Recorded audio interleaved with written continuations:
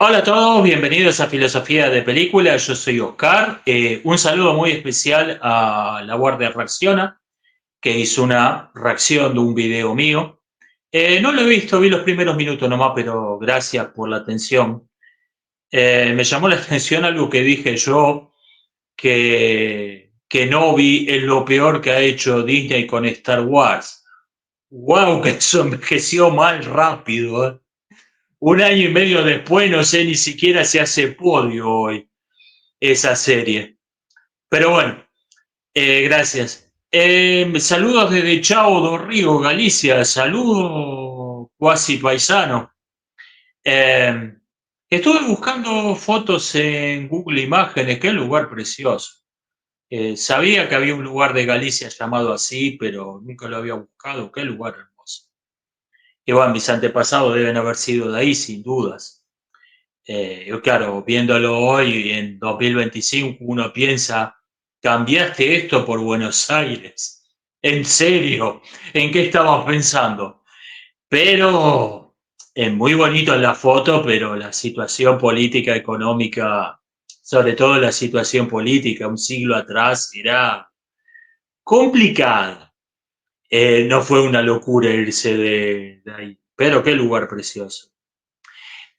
Saludo por el Día del Veterano a todos los veteranos de todas las guerras, incluyendo a los que combatieron a los enemigos de la Argentina que se estaban celebrando la semana pasada, a los que el gobierno estaba celebrando en el feriado de la semana anterior, incluyendo a los veteranos de los que combatieron contra esos enemigos de nuestro país. Saludos a todos. Estamos en un momento difícil. Ya, yo creo que nos vamos a levantar, pero estamos en un momento difícil. Históricamente hay naciones que han estado mucho más hechas mierda que nosotros ahora, en el presente o en el pasado, que perdieron por ahí la totalidad de su territorio, por ahí perdieron el control total de su territorio, eh, estaban gobernadas por enemigos que ni siquiera disimulaban hipócritamente lo que eran, y con una juventud con una generación de jóvenes que había sido mucho más adoctrinada todavía de lo que está en la nuestra, en la propaganda del enemigo, y sin embargo se recuperaron. Otras no, otras no, pero yo creo que nos vamos a levantar. Y por otra parte, por cierto, aunque el enemigo diga en su discurso que nosotros tenemos que pedirle permiso para existir, que ellos son los amos del mundo que deciden qué países aceptan que existan y qué países no, están delirando, están delirando. Se están viniendo abajo mucho más rápido que nosotros. En 1982 eran la tercera potencia militar del planeta, hoy son la decimocuarta. Y esto es un dato objetivo. Están delirando. Con el discurso de que tenemos que pedirle permiso para existir, están locos. Así que yo tengo esperanza. Por ahí no voy a vivir para verlo, pero muy probablemente no voy a vivir para verlo, pero tengo esperanza. ¿Me puedo extender con el simbolismo de la comida en The Hunger Games? Esto es algo que no noté. Es que lo que pasa es que no es que la comida simboliza una cosa puntual. Siempre que aparece la comida, nunca es solo comida. Nunca es alguien que está comiendo. Dos personajes están conversando y están en una cafetería comiendo, porque es lo que hace la gente en una cafetería. Nunca es eso. La comida siempre simboliza, siempre tiene un sentido, nunca es solo comida. Eh, la primera escena donde aparecen Katniss con Gale comparten un pan, símbolo universal de la amistad. Eh, lo conoce a Pita, este le tira un pan quemado, la ve y le tira un pan quemado que le habían dado para alimentar unos cerdos, o sea, el pan quemado es compasión. El régimen de la capital come hasta hartarse y después toman vomitivos para seguir comiendo. Es un régimen insensato y antieconómico. Y así hasta la última escena donde está Candice amamantando a su hijo, sea amor maternal. La comida nunca es solo comida. Siempre tiene otro significado, lo mismo que el fuego. El fuego nunca es solo fuego en The Hunger Games. Si quiere, sería un tema interesante verlas entero y hacer una lista de cada vez que se menciona la comida, qué simboliza. Nunca entendí por qué la alegoría tiene mala prensa. O sea, me citan varias obras, por ejemplo, Rebelión en la Granja de Orwell. Yo creo que esto viene, sí, autores como Borges, Tolkien, lo han expresado un absoluto desprecio por la alegoría. Yo creo que esto viene del romanticismo, de la idea de la musa, de la inspiración, toda esta visión muy racionalista del arte en general, de la literatura en particular. La alegoría es un arte totalmente racional, donde uno sabe perfectamente lo que está haciendo, no se deja llevar. Entonces esto hizo que, este es un arte secundario, inferior. Y no, como usted bien dice, se han escrito alegorías maravillosas, que son clásicos de la literatura. Y por otra parte, sobre todo cuando me había dado por escribir y leer poesía, he leído a cada tronco muy inspirado, cada tronco inspirado he leído que no se imagina. Así que, francamente, no comparto ese desprecio por la alegoría. Y en Argentina, bueno, desde luego, por la influencia de Borges, esto se convirtió en un dogma de fe. Si Borges decía que era malo, debía tener razón porque era Borges. ¿Cómo hago para ponerle nombre a un personaje que no sea Cosme Fulanito? Fíjese lo que significan los nombres. Busca en Google estas páginas de 1000 nombres para tu bebé. Fíjese, y si no, invénteselo por la etimología, sobre todo si está escribiendo fantasía. Wendy, por ejemplo, es ventosa, tormentosa. Es un nombre que la palabra existía, pero no existía como nombre de mujer. El nombre Wendy lo inventó el autor de Peter Pan. Sobre todo si está escribiendo fantasía, invente. Y si no, busque 1000 nombres para tu bebé, busque lo que significan los nombres, fíjese si le va al personaje. Yo esto es un recurso que uso mucho y da buenos resultados. Dije en el video sobre el ideal masculino que el hombre tiene que prepararse físicamente, específicamente en algo que lo prepara para pelear. ¿Qué arte marcial recomiendo? La verdad que no sabría qué decirle porque yo hice Escuela Bonaerense 2, así que nunca me molesté en estudiar artes marciales porque aprendí a pelear en las escuelas del conurbano bonaerense a las que fui. Ah, creo que es secundario, lo importante es fortalecer su físico. Una pelea real lo que importa es el físico, es la fuerza física y el carácter, la técnica secundaria. No digo que no ayude la técnica, pero con la técnica sola no vas a ninguna parte. Con la fuerza sola podés ir a alguna parte, con el carácter solo podés ir a alguna parte. Con la técnica sola no vas a ningún lado. Rompe ladrillo para una película de Hollywood. Con la técnica sola no vas a ningún lado. Terminé de leer acá en El bien y el mal. Oscar me ha despertado de mi sueño escéptico. Yo he entendido esa referencia. Está bueno. Ese ensayo, ese libro es dogmático, y me refiero a dogmático en el sentido técnico, filosófico del término, no lo digo en un tono peyorativo, pero me gustaría aclarar que no estoy yendo en contra del escepticismo en sí. Del escepticismo lo peor que podemos decir, como mínimo del escepticismo tenemos que decir que es una filosofía que ha hecho más bien que mal en el mundo. Eso es lo mínimo que podemos decir. Así que no voy tanto contra el escepticismo, sino contra el escepticismo usado como una máscara de la cobardía, una máscara de la tibieza moral. Alguien se encuentra con algo que es evidentemente malvado, pero como lo está haciendo alguien poderoso y decir esto está mal, por ahí no le sale gratis. Entonces, no, es un tema muy complejo complejo, muy profundo, donde cómo podemos saber qué está bien y qué está mal. No conviene, no es propio de un intelectual expresarse de modo categórico. Eso es lo que desprecio. Este escepticismo como máscara de la cobardía, el escepticismo como máscara de la tibieza. Pero no, a pesar de que no me considero escéptico, no tengo nada en contra del escepticismo como filosofía. Mi película favorita, digo, usted está haciendo un chiste, no quiero sobreanalizar un chiste, pero está muy divertido.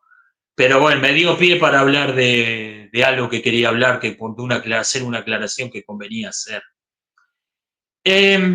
Excalibur es mi película favorita, me dicen. ¿Cuál es la suya? No tengo una sola, tengo varias, la verdad. Y mi película favorita, por cierto, mis películas favoritas no necesariamente son buenas películas. Volver al Futuro 3 es una de mis películas favoritas. Ni siquiera considero que esté a la par de las otras dos de la franquicia. A mí me encanta esa película, cada tanto la vuelvo a ver. Las otras dos no.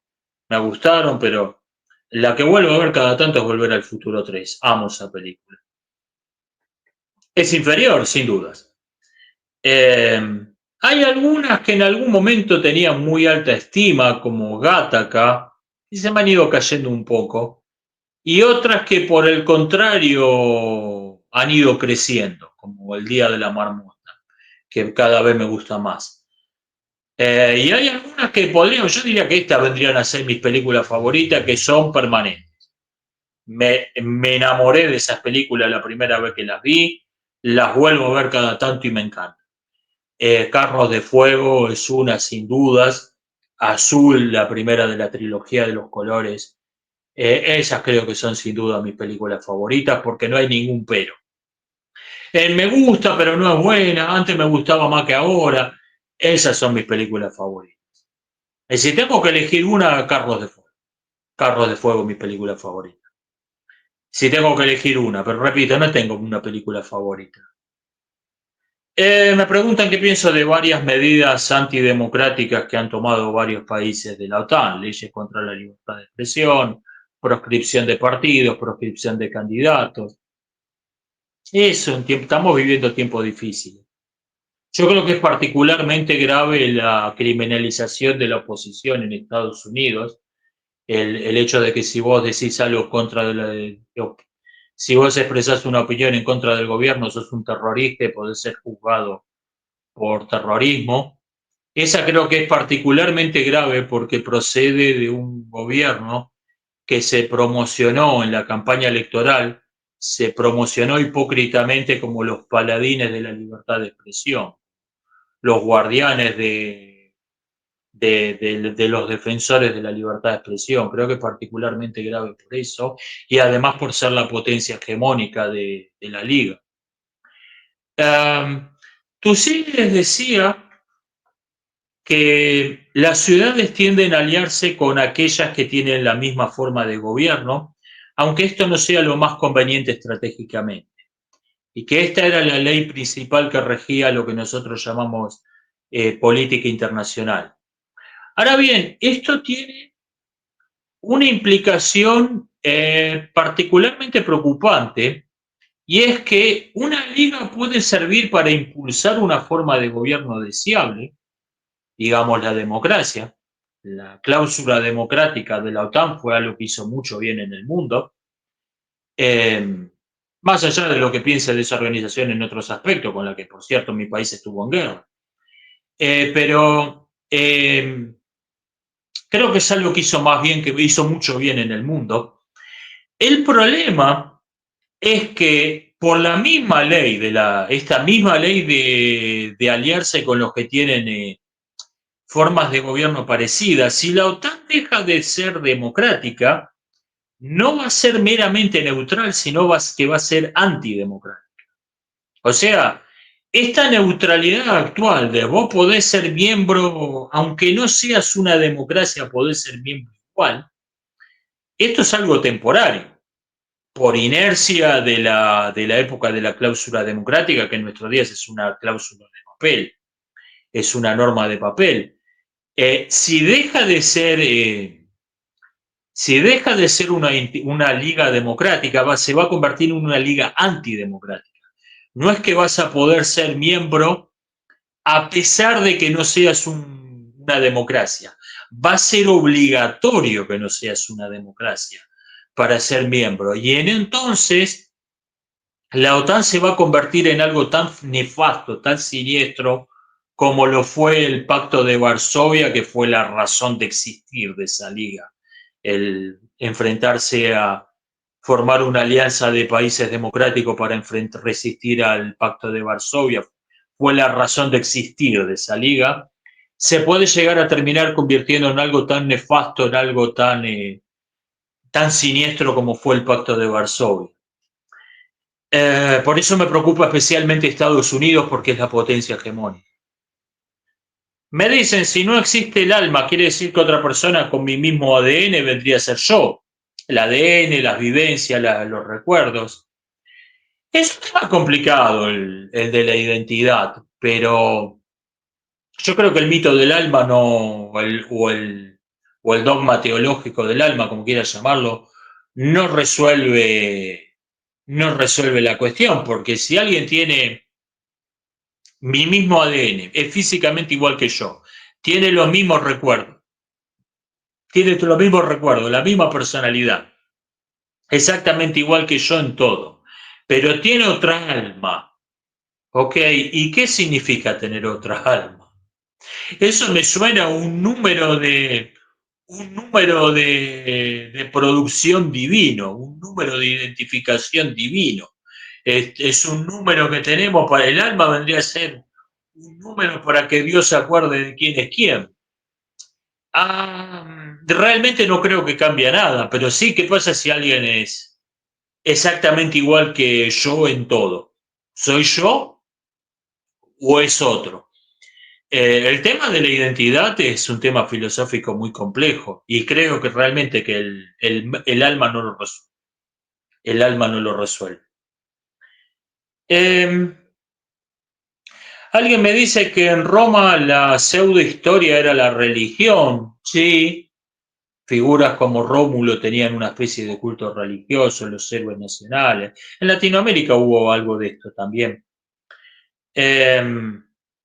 No solo en toda Latinoamérica, y quizás en la edad moderna en general, pero muy, muy fuerte en Latinoamérica. La pseudohistoria oficial no es algo nuevo. No, y sí. Siempre hubo una historia oficial. Siempre se maquilló los hechos históricos para dejar parado a los que gobernaban. Se barrió bajo la alfombra lo que no convenía, se inventaron leyendas. Siempre hubo esta tendencia a maquillar los hechos históricos. Pero, para empezar, la reescritura descarada de la historia aparece en el siglo XX con los dos grandes totalitarismos, muy especialmente la Unión Soviética.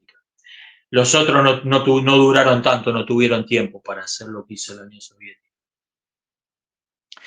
Por ejemplo, yo estuve leyendo bastante sobre historia argentina del siglo XIX en estos últimos meses, y me encontré, por ejemplo, las discusiones son cuál fue la relación entre las invasiones inglesas durante las guerras napoleónicas y la Revolución de Mayo, si es que hubo alguna relación. ¿Cuál fue la relación entre el Imperio del Brasil y Urquiza? ¿Fueron aliados? ¿El Imperio del Brasil apoyó a Urquiza? ¿O Urquiza fue una marioneta de una invasión brasileña? Etcétera. Y estas discusiones, desde luego, eran los distintos puntos de los contemporáneos, eran las discusiones, eran las cosas que debía estar discutiendo la gente en la Plaza de Mayo en 1810, que simplemente continuaron en los historiadores, las continuaron discutiendo los historiadores, pero no son otra cosa que eso. La reescritura de la historia en serio aparece en el siglo XX, donde tenés días feriados que conmemoran hechos históricos, entre comillas, que nunca ocurrieron. Eso aparece en la Unión Soviética y después se extiende a esta parte del mundo, el 8 de marzo, el 1 de mayo, empezamos a conmemorar hechos históricos que nunca ocurrieron en esta parte del mundo también. Pero lo que es nuevo, lo que es realmente nuevo y lo que creo que no puedo citar ningún precedente antes del siglo XXI, es que la pseudohistoria cree un partido político. O sea, no es que se mienta para mejorar la imagen de un partido, sino que la mentira funda el partido. Vamos a crear un partido político que apoye recuperar Ucrania, la cual no fue arrebatada por la OTAN a través de sus agentes locales, y vamos a volver a tenerla en nuestro poder. Ucrania nunca fue miembro de la Federación Rusa. O sea, ¿cómo podés recuperar algo que nunca fue tuyo? Eso es lo nuevo. No es que hay unos historiadores oficiales que maquillan los hechos históricos, barren bajo la alfombra lo que no conviene, te inventan una mentira que se sacaron del sombrero, te la presentan como si fuera un hecho, para mejorar la imagen del partido. Esto existió desde que el mundo es mundo. Lo nuevo es que la mentira funda el partido. El dogma fundamental, la piedra sobre la que se apoya todo el resto, es la mentira sobre un hecho histórico. Esto es nuevo. Y repito, no puedo citar precedentes antes del siglo XXI. Es un nuevo tipo de partido político, es un fenómeno nuevo y es curioso. Vamos a ver qué sale de esto, porque es algo que yo no puedo citar precedentes. Que si se quiere es el fraude histórico, es la reescritura de la historia del que satirizaba Orwell en 1984 en Rebelión en la Granja, con esteroides, llevada al paso lógico siguiente. Pero es algo nuevo. El autor Sam Harris decía que buena parte del mundo vive en una anarcotiranía. Decía que el Estado no persigue, no puede o no quiere perseguir a los verdaderos criminales. Esta es la parte de la anarquía. Pero para justificar su existencia, entonces, para justificar su existencia, persigue y vigila a los inocentes. Y esta es la parte de la tiranía. Es una idea interesante. Yo creo que hay otra aplicación práctica de esto que tiene que ver con la locura. La locura siempre fue algo muy vinculado al crimen. Sea porque buena parte de los criminales son locos, sea porque los locos son tan peligrosos o más que más de un criminal, que más peligroso que un criminal en su sano juicio. Siempre fueron dos cosas muy vinculadas entre sí, suelen recibir tratamientos parecidos, encerrarlo para que no jodan, tanto el loco como el criminal. Y yo creo que esta misma lógica de la narcotiranía se aplica también a la locura. El Estado decidió que los locos eran cuerdos. El Estado decidió que trastornos mentales evidentes eran algo que perfectamente normal, que tenía que ser aceptado, incluso festejado en otros días.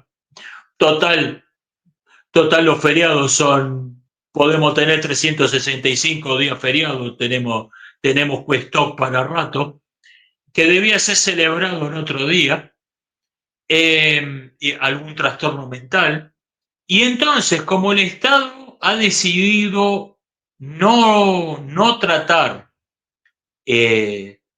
no darle ningún tratamiento a los locos, y como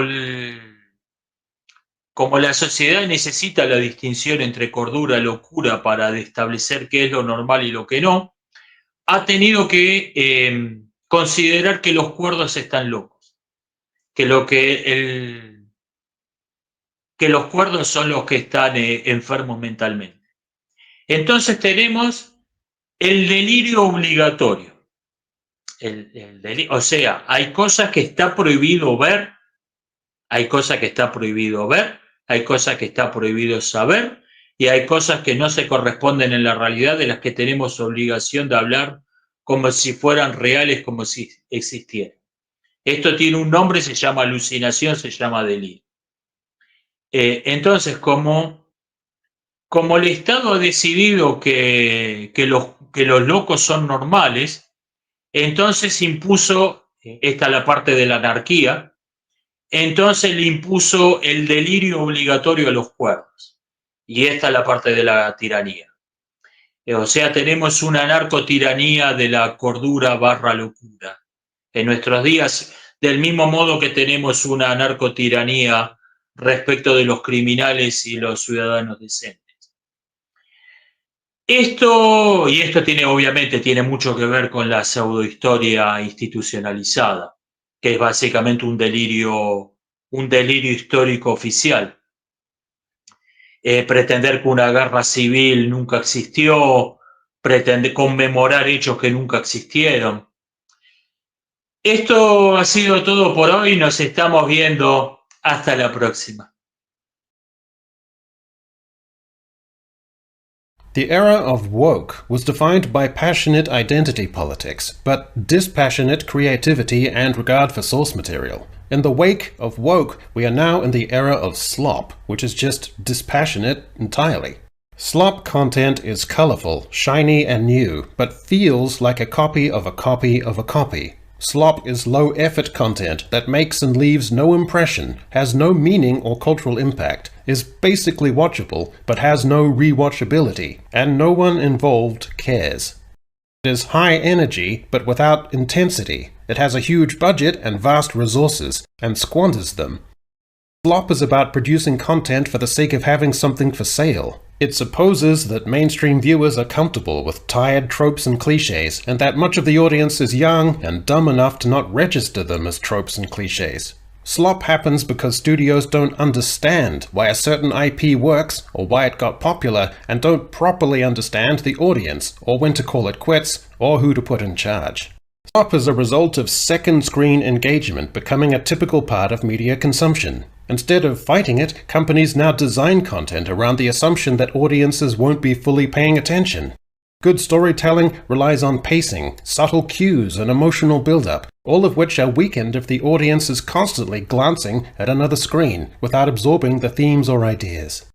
Slop is just supposed to flicker there on the TV as adjunct entertainment while consumers scroll through their phone on the couch, not disrupting the dulled continuity of absorption and texts and notifications, but with just enough plot points and action set pieces to draw attention in phases, with reasonable quips and somewhat sexless characters having hardly anything meaningful or intimate to do with each other. Then the viewer's attention drifting inevitably back to the small screen in their hands.